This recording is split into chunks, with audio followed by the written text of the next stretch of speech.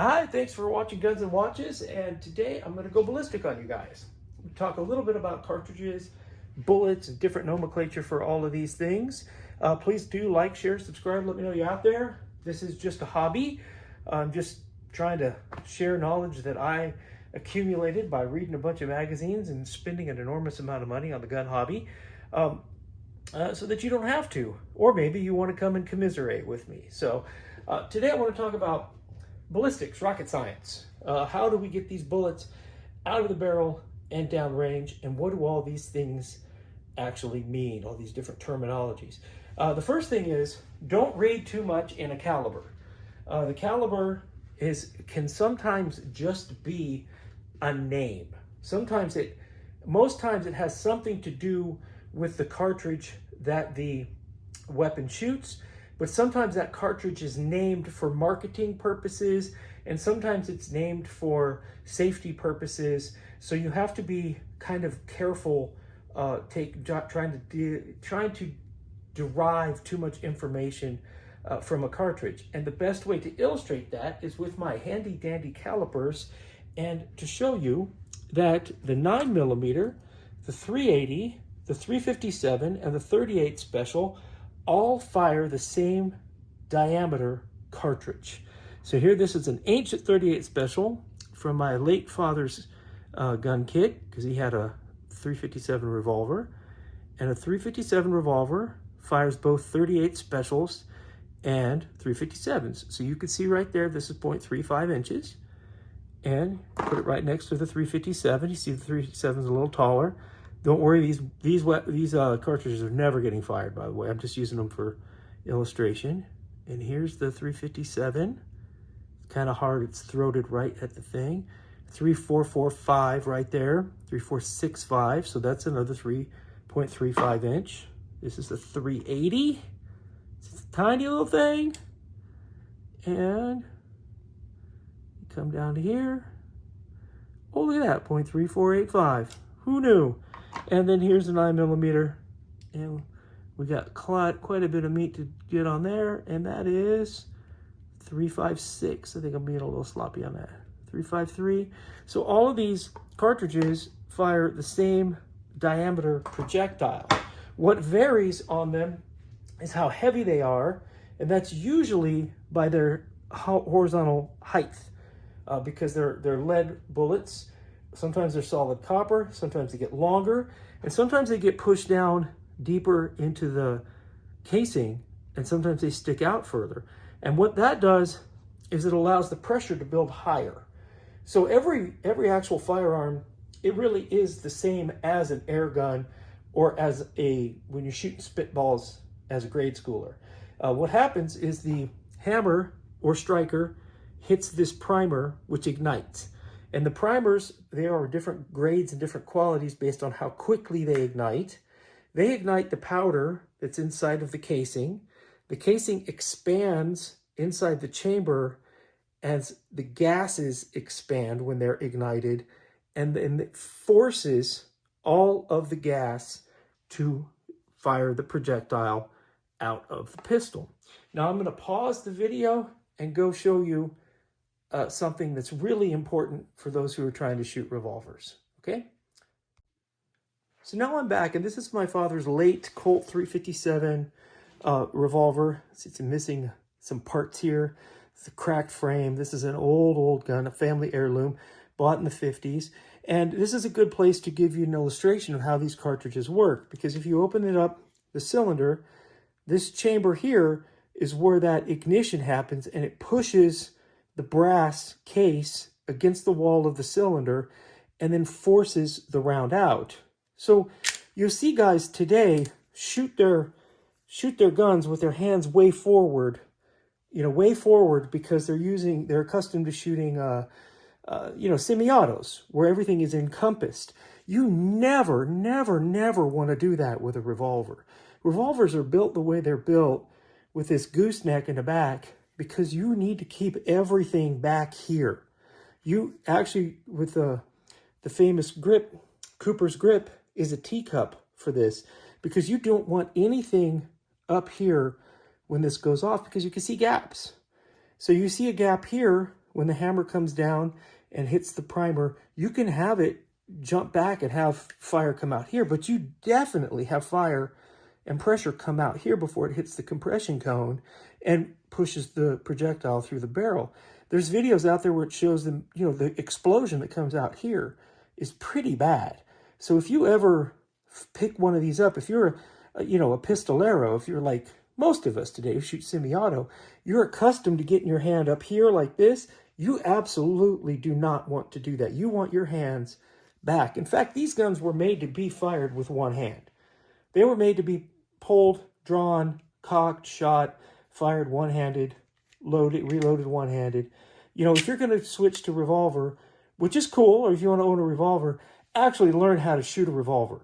Actually go back in time, look at the old videos, look at how the old guys did it, because the old guys who had a revolver knew what they were doing, and do it that way. Don't try to shoot a revolver like you do your modern pistols, okay?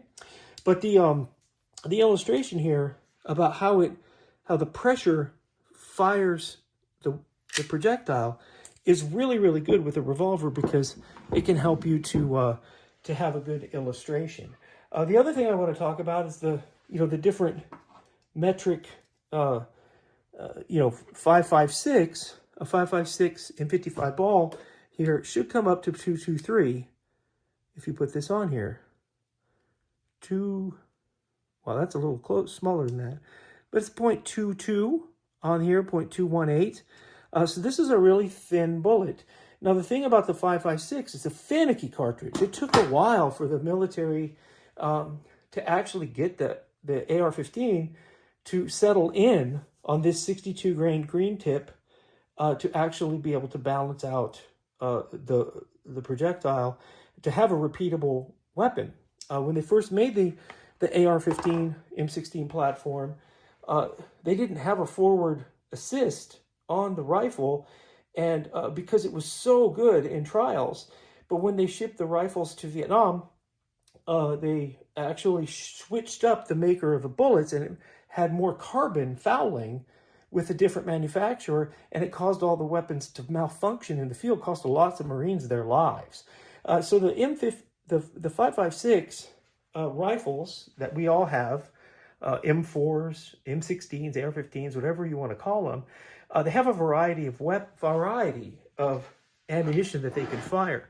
But if you shoot yours, make sure it says, I don't know if you can read that, 5.56 NATO on the barrel.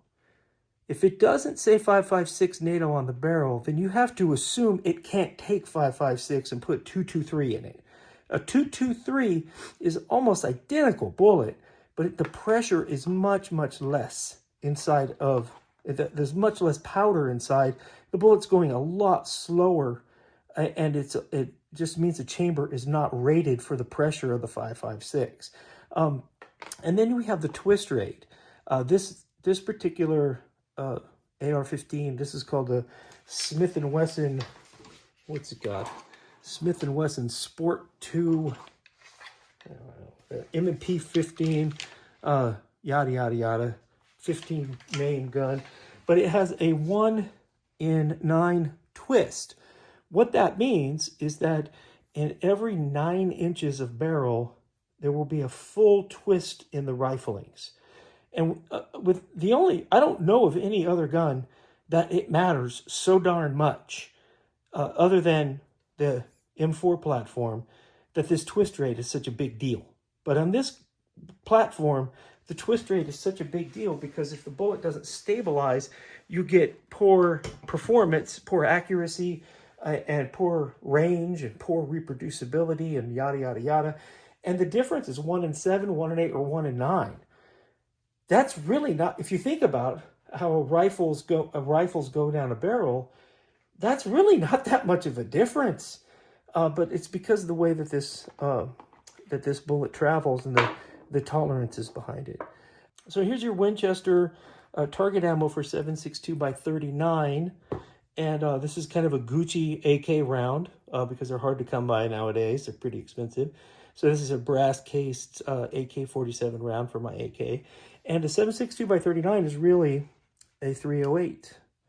It's just the metric version of a 308. So if I get this on here right, you can see that's 0.308 inches right there across.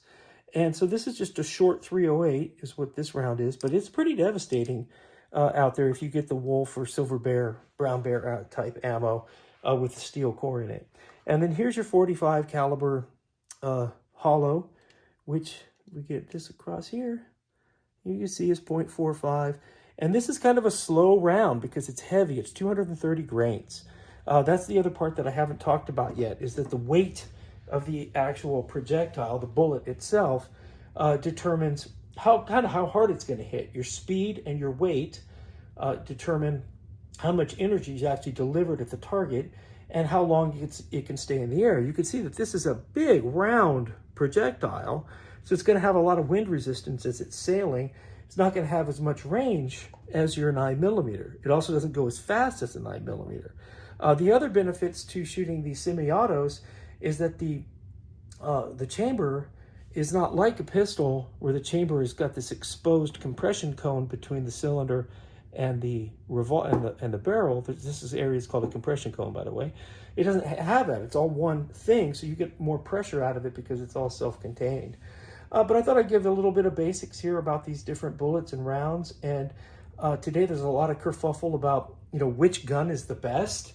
But the manufacturers have got it now to where if you have a 380, a 9mm, a 45, or any type of AR platform, they're all really dialed in to shoot a wide variety of bullets. And the manufactured bullets are so reproducible that you'd have to spend a lot of time at the range and even use a kind of a chronometer to actually gauge any type of difference in it. So if you're out there buying production ammo, and when you go out to the range, you lay it on a rest, you lay your gun down on something to get rid of any movement, and you fire 3 rounds at 10 yards for a pistol and measure the group size.